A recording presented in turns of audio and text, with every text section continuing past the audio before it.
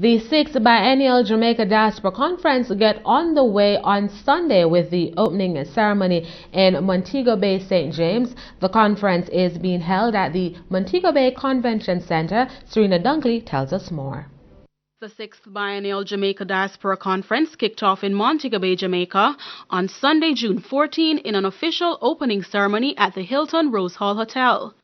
The ceremony served to welcome diaspora members back home with an official reception hosted by Prime Minister Portia Simpson Miller. Mrs. Simpson Miller urged diaspora members to be more engaged with the country's development. During her keynote address, the Prime Minister noted the diaspora as a key resource for the country. We see the Jamaican diaspora as a source of expertise, skills, and resources with great potential for Jamaica's development.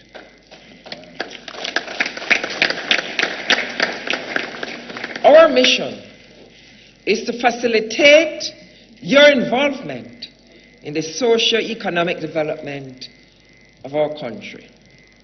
Together, we're attracting more direct investments in the economy by diaspora businesses and returning Jamaicans, and I want to thank you.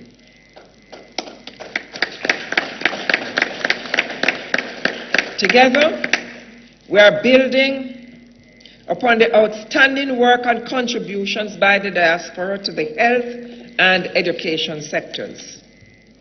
In recognition of the importance and value we attach to diaspora affairs, we're undertaking the Diaspora Mapping Project. Drawing on international success stories of countries that have efficiently engaged their diaspora, the Prime Minister urges the Jamaican diaspora to aid the country in the protection of brand Jamaica. Jamaica needs all hands on deck to guarantee the desired prosperity and meet the aspirations of all our people. The path we are pursuing in this regard is a path that has been proven. Countries such as Ireland, India, Israel, and South Korea have relied heavily on their diasporas to propel their national economic, social, and political development.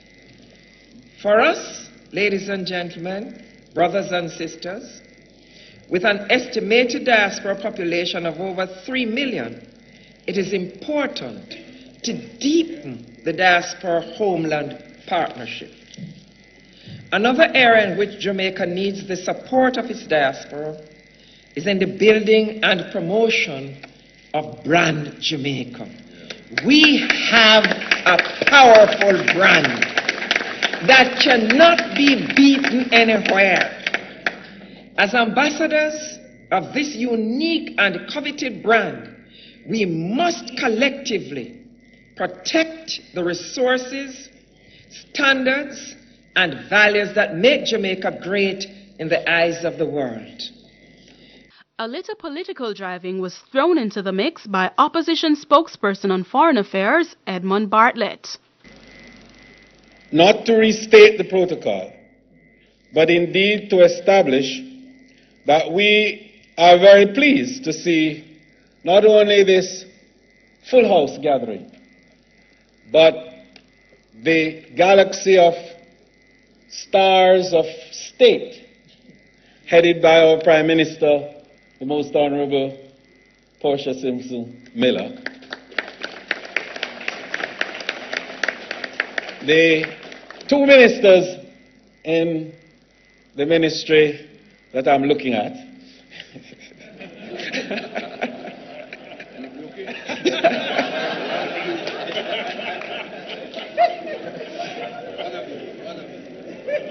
and that of course, you know, is very kind thoughts being expressed to them.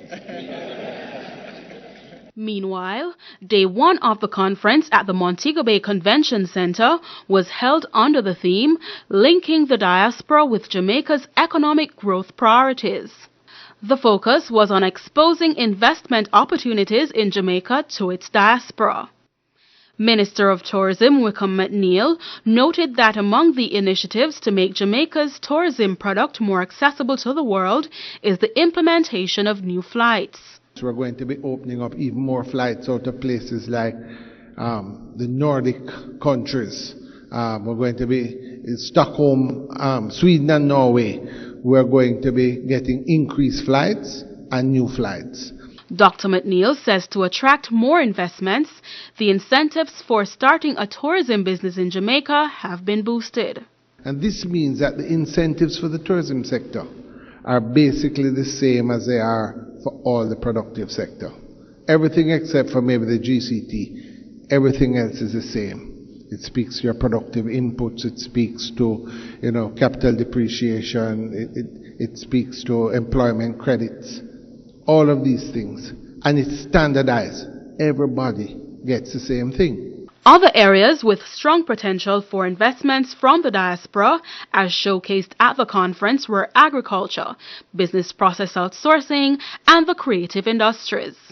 Day 2 of the conference will focus on the theme, harmonizing social development and investment. Carrie and Lowe reporting for CEEN Caribbean News.